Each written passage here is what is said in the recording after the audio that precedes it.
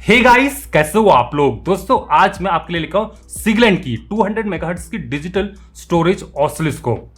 तो आइए आज करते हैं इस ऑसिलोस्कोप को अनबॉक्स, देखते हैं इसके फीचर्स को, डिजाइन को, परफॉर्मेंस को और फाइनली ये भी देखते हैं कि ये स्टोरेज ऑसिलोस्कोप क्या क्या मेजर कर सकती है। तो चलिए शुरू करते हैं।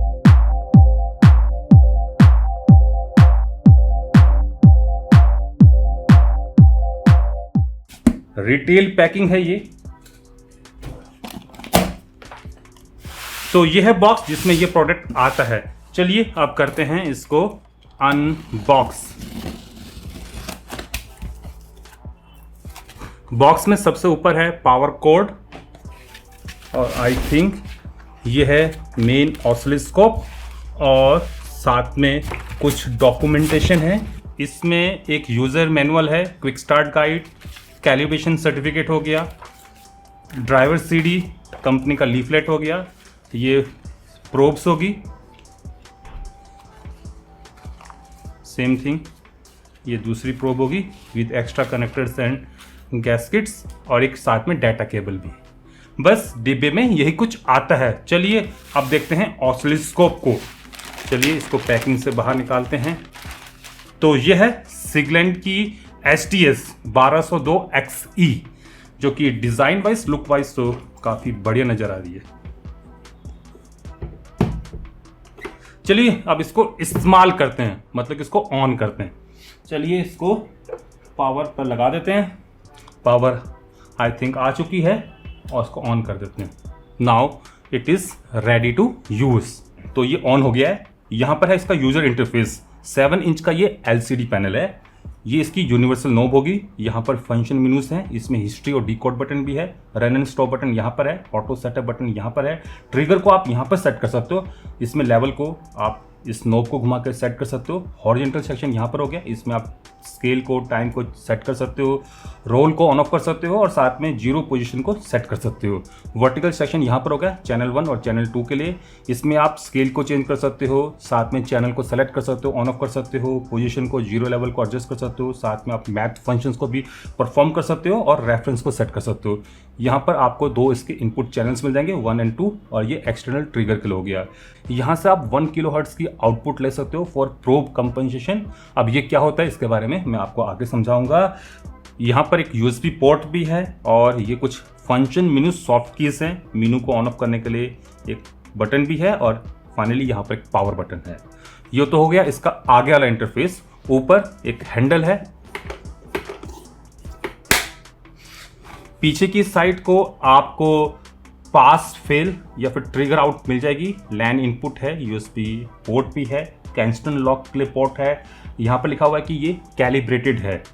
साथ में कलर और सीरियल नंबर बताया गया है। यहाँ पर कुछ रबड़ के पैड्स भी हैं जिसकी हेल्प से आप इसको कुछ इस टाइप से टेबल पर रख सकते हैं। नीचे की साइड को वही जो पीछे की साइड को रबड़ पैड्स मिल रहे हैं वही एक्सटेंडेड हैं और साथ में 2 लेग्स भी हैं जिसकी मदद से आप इसको टेबल पर कुछ इस टाइप से रख सकते हो। तो बढ़िया लग रहा है ना।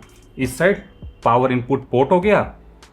बॉडी प्लास्टिक की है तो दिखने में, लुक एंड डिजाइन में तो काफी बढ़िया लग रही है। चलिए दोस्तों अब इसको यूज करते हैं। उससे पहले इसकी प्रोब्स को देख लेते हैं। इसके साथ 2 200 मेगाहर्ट्ज की प्रोब्स आती हैं, PP215। दिखने में ये प्रोब्स कुछ इस टाइप की हैं। ये कुछ इस टाइप से अटैच हो जाती हैं। आप इसको डायरेक्टली भी इस्तेमाल कर सकते हो। ग्राउंड पिन एक एलिगेटर क्लिप के साथ कनेक्टेड है। इस प्रोब के ऊपर 1x और 10x का एक स्विच है और यहाँ पर है इसका BNC पोर्ट। चलिए अब इसको ऑसिलोस्कोप पर लगाते हैं। तो मैं चैनल 1 पर इसको लगा रहा हूँ। ये कुछ स्टेप से लग जाती है। Now this oscilloscope is ready to use. तो चलिए सबसे पहले 1 किलोहर्ट्ज का सिग्नल ही देख लेते हैं। तो ये 1 किलोहर्ट्ज का सिग्नल है। इसको मैं सेट कर देता हूँ। ऑटो सेट पर लगाते हैं इसको। दोस्तों इस टाइप के डिजिटल स्टोरेज ऑसिलोस्कोप में एक फ़ायदा होता है कि अगर आपसे वेव फॉर्म स्टॉप नहीं हो रहा तो इन दैट केस आप ऑटो सेटअप फंक्शन का इस्तेमाल कर सकते हो। अभी मैं कैसे इसको मेज़र करूंगा, यहाँ पर हॉरिजॉन्टल स्केल में आप देख लीजिए कि कितना टाइम सेट हुआ है और उसके बाद अगर आपको एम्पलीट्यूड भी मेजर करना है तो आपको फिर इस वर्टिकल सेक्शन में कितना आपने स्केल को सेट किया इसको देखना होगा। तो इस समय 1x पर सेट है और 1x पर जो डिवीज़न है इन y एक्सिस ये 500 मिली वोल्ट की है। तो ऊपर की साइड को जो एक डिवीज़न बन रही है वो 500 मिली वोल्ट की है। तो कुल मिला के आप डिवीज़न को कैलकुलेट कर लीजिए, उससे आपको पता चल जाएगा कि पीक टू पीक क्या डिस्टेंस है। और अगर आपको टाइम को देखना है तो टाइम इस समय 500 माइक्रोसेकंड सेट है, जिसको मैं इस नॉब से चेंज भी कर सकता हूँ। तो इस समय 200 माइक्रोसेकंड हो गया। आप दोस्तों इस टाइप के ऑसिलोस्कोप में डायरेक्ट मेजरमेंट भी कर सकते हो बाय प्रेसिंग दिस बटन, और उसके बाद सॉफ्ट की में आप ऑल मेजरमेंट को ऑन कर लीजिए। तो यहाँ पर फ्रीक्वेंसी 1 किलोहर्ट्ज़ होगी और पीक टू पीक जो डिस्टेंस है इन वोल्ट्स वो है 3.02। तो ये कंपनसेशन पोर्ट है, ये 1 kilohertz frequency at 3.02 volt provide करता है। ऐसे ही मैं चैनल 2 पर भी चेक कर सकता हूँ। अभी चैनल 2 ऑफ है, इस बटन को प्रेस करके मैं चैनल 2 को ऑन कर लूँगा और उसके बाद ऑब्वियसली ऑटो सेटअप को इस्तेमाल कर लेते हैं। चैनल 1 बंद कर लेते हैं। तो यहाँ पर मुझे वेव फॉर्म दिख जाएगा। अब इस वेव फॉर्म में अगर मुझे हॉरिजॉन्टल पोजीशन को चेंज करना है तो मैं इस नोब का इस्तेमाल करूँगा, और अगर मुझे वर्टिकल पोजीशन को चेंज करना है तो मैं इस नोब का, डिपेंडिंग अपॉन कि आप कहाँ पर इसको रखना चाहते हो। और जैसे कि इसको मैं यहाँ पर रखना चाहता हूँ और थोड़ा सा पोजीशन नीचे करना चाहता हूँ, ताकि मुझे मेजरमेंट रिजल्ट्स भी मिल जाएं और साथ में वेव फॉर्म भी दिखती रहे। अब अगर देखा जाए तो जो प्रोब है वो कंपनसेटेड है। आई थिंक मुझे तो कोई प्रॉब्लम लग नहीं रही। अगर प्रोब कंपनसेटेड ना हो तो आपको वेव फॉर्म में डिस्टॉर्शन मिलेगा, ये प्योर स्क्वायर वेव नहीं दिखेंगी। और इन दैट केस आप प्लास्टिक के एक पेचकस से, एक स्क्रू ड्राइवर से स्क्रू को मूव करके प्रोब को कंपनसेट कर सकते हो। तो इसमें आपको प्रोब कंपनसेशन आउटपुट भी मिल जाएगी। ठीक है, तो नॉर्मली आप इस टाइप से वेव फॉर्म को देख सकते हो। चलिए अब इस ऑसिलोस्कोप से कुछ मेजर करते हैं। मैं यहाँ पर कुछ बेसिक मेजरमेंट कर रहा हूँ। अगर आप डिटेल में जानना चाहते हो कि ये ऑसिलोस्कोप क्या क्या कर सकती है तो आप कमेंट्स कर देना, मैं एक डेडिकेटेड वीडियो में आप लोगों को बता दूंगा कि ये ऑसिलोस्कोप क्या क्या मेजर कर सकती है, क्या क्या फंक्शंस परफॉर्म कर सकती है। तो चलिए इससे कुछ मेजरमेंट करते हैं। टेस्टिंग पर्पस के लिए मैं हैंडटेक के इस ऑटोमोटिव ऑसिलोस्कोप का इस्तेमाल कर रहा हूँ। इसमें एक फंक्शन है AWG, automatic wave form generator. चलिए इसको कनेक्ट करते हैं। इस समय हैंडटेक का ये ऑसिलोस्कोप एक स्क्वायर वेव जनरेट कर रहा है of 500 kilohertz with amplitude 1 volt, और यहाँ पर मुझे 500 किलोहर्ट्ज का सिग्नल मिल रहा है और पीक टू पीक वोल्टेज है 2.04, मतलब कि टॉप वोल्टेज है 1 वोल्ट। तो लगभग सही दिखा रहा है। चलिए वेव फॉर्म को थोड़ा सा बड़ा करके देख लेते हैं। यहाँ पर डेफिनेटली जो प्रोब है वो कंपनसेटेड नहीं है। हो सकता है क्योंकि ये जो प्रोब हैंडटेक के साथ में आई है ये शायद कंपनसेटेड ना हो, that's why we are getting this type of curvature on signal. तो ये तो ठीक है। चलिए एक रैम्प को डालते हैं और अगेन बिल्कुल सही अराउंड 500 किलोहर्ट्ज का ये ट्रायंगुलर वेव है और लगभग 1 वोल्ट की टॉप एम्पलीट्यूड है। बढ़िया।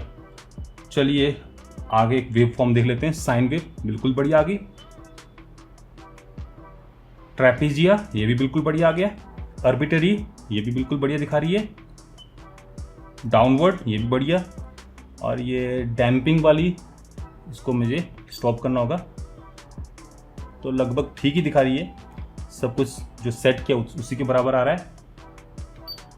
अगर दोस्तों आपको वेव फॉर्म को स्टॉप करना है, मतलब कि जो डिस्प्ले पर अगर आपको कोई इस टाइप का पैटर्न दिख रहा है जिसमें आप ट्रिगर को सही से एडजस्ट नहीं कर पा रहे हो या फिर स्टेशनरी वेव फॉर्म पैटर्न नहीं दिख पा रहा है आपको, तो इन दैट केस आप स्टॉप दबा दीजिए, आपको टेम्परेरी वेव फॉर्म पैटर्न दिख जाएगा।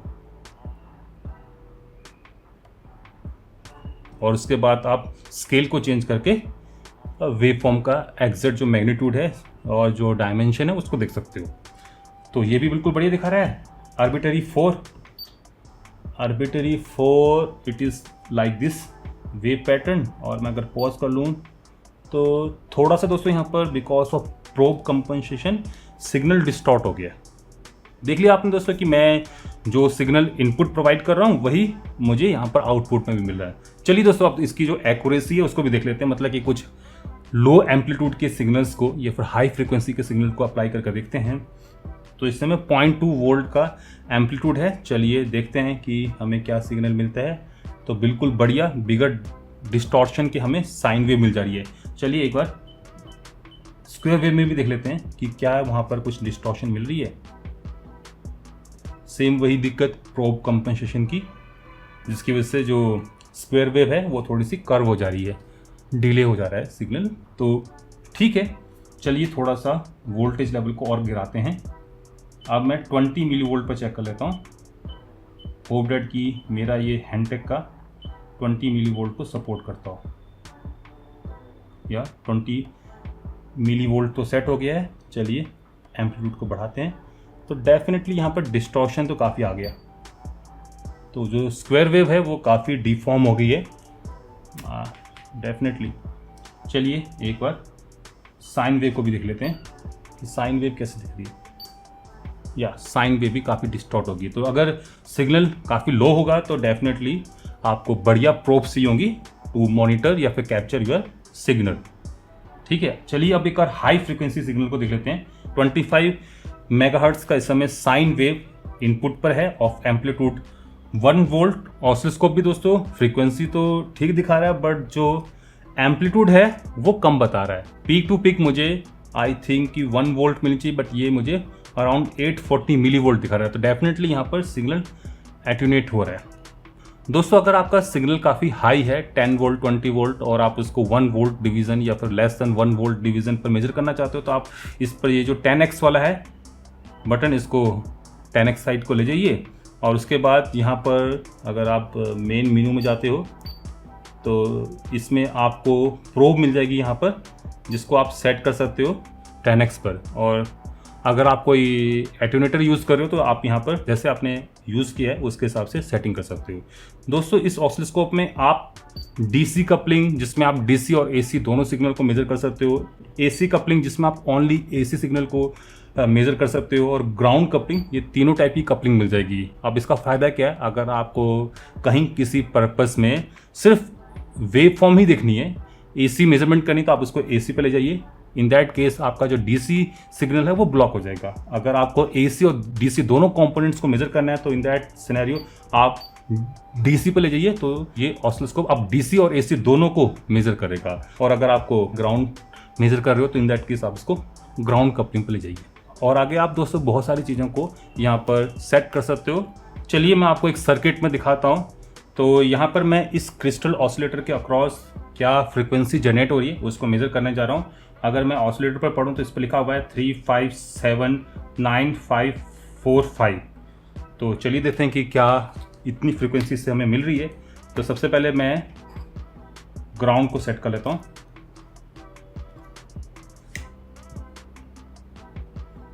तो ये कुछ इस टाइप की साइन वेव दिखा रहा है, काफ़ी लो एम्पलीट्यूड है सिग्नल का। चलिए इस साइड देख लेते हैं। या इस साइड काफ़ी बढ़िया सिग्नल आ रहा है, परफेक्टली साइन वेव।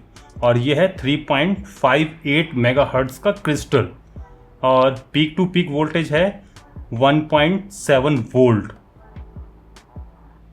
इस साइड, और इस साइड दूसरी साइड आई थिंक ये ग्राउंड होगा। That's why we are not getting a signal. और यहाँ पर मुझे 12 मेगाहर्ट्ज का एक ऑसिलेटर है, दिख जाएगा। चलिए इस पर देख लेते हैं। यहाँ पर भी सिग्नल है, थोड़ा एम्पलीट्यूड बढ़ा लें। तो दोस्तों जब एडजस्टमेंट का ना पता हो क्या होना क्या नहीं होना है, ऑटो पर डाल दीजिए। या यहाँ पर भी एक साइन वेव है और अराउंड 12 मेगाहर्ट्ज की। पीक टू पीक वोल्टेज है 3.36 एट दिस साइड। और अगर मैं किस साइड मेजर करने की कोशिश करूँ तो आई थिंक कि इधर इस केस में इधर भी मिल रही है अराउंड 12 मेगाहर्ट्ज की। तो इस टाइप से मैं सर्किट में क्लॉक को, क्रिस्टल ऑसिलेटर्स को या फिर किसी भी सिग्नल को ट्रेस कर सकता हूँ। इवन दोस्तों अगर कपलिंग मैंने यहाँ पर डीसी इस्तेमाल कर रखी है तो मैं दोस्तों डीसी वोल्टेजेस को भी कहीं पर भी मेजर कर सकता हूँ with the help of this oscilloscope.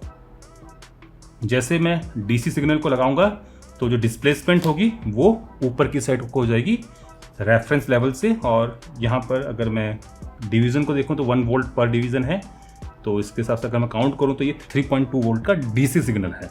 तो अगर कपलिंग को मैंने डीसी पर रख रखा है तो इन दैट केस मैं एसी सिग्नल के साथ साथ डीसी वोल्टेजेस को भी डायरेक्टली इस ऑसिलोस्कोप से मेजर कर सकता हूँ। मतलब कि ये एज ए वोल्टमीटर भी इस्तेमाल हो सकता है। तो फिलहाल आज के लिए बस इतना ही। अगर आप इन डिटेल में जानना चाहते हो कि ये ऑसिलोस्कोप क्या क्या कर सकता है, क्या क्या मैं इससे और फंक्शंस को जनरेट कर सकता हूँ, क्या क्या इससे मैं परफॉर्म कर सकता हूँ, इवन ये कुछ डिकोडिंग भी करता है, SPI, UART, I2C, तो अगर उनके बारे में डिटेल में जानना चाहते हो तो कमेंट्स के माध्यम से मुझे बता देना। मैं एक डेडिकेटेड वीडियो में आप लोगों को इसके और फंक्शंस के बारे में बता दूंगा। फिलहाल के लिए यही है कि अगर आपको बजट सेक्शन में एक बढ़िया 200 मेगाहर्ट्ज की डिजिटल स्टोरेज ऑसिलोस्कोप चाहिए तो सिगलैंड की STS1202XC एक बढ़िया ऑप्शन है। डेफिनेटली आप इसको ले सकते हो। अगर आप इसको खरीदना चाहते हो, इसका जो लिंक है मैं आपको नीचे प्रोवाइड कर दूंगा। तो फिलहाल आज के लिए बस इतना ही। आशा करता हूं कि आप सभी लोगों को मेरी ये वीडियो पसंद आएगी। अगर पसंद आती है तो इस वीडियो को लाइक कर सकते हो, शेयर कर सकते हो, और अगर अभी तक आप लोगों ने मेरे चैनल को सब्सक्राइब नहीं कर रखा है तो जाने से पहले इस चैनल को सब्सक्राइब भी कर सकते हो। अगर सब्सक्राइब कर रहे हो तो साथ में जो बेल आइकन है, घंटे वाला जो निशान है, इसको ऑल करके बजा जाना, ताकि आप लोगों से मेरी कोई फ्यूचर अपडेट, कोई फ्यूचर इस टाइप की कोई वीडियो मिस ना हो पाए। नमस्कार, बाय बाय।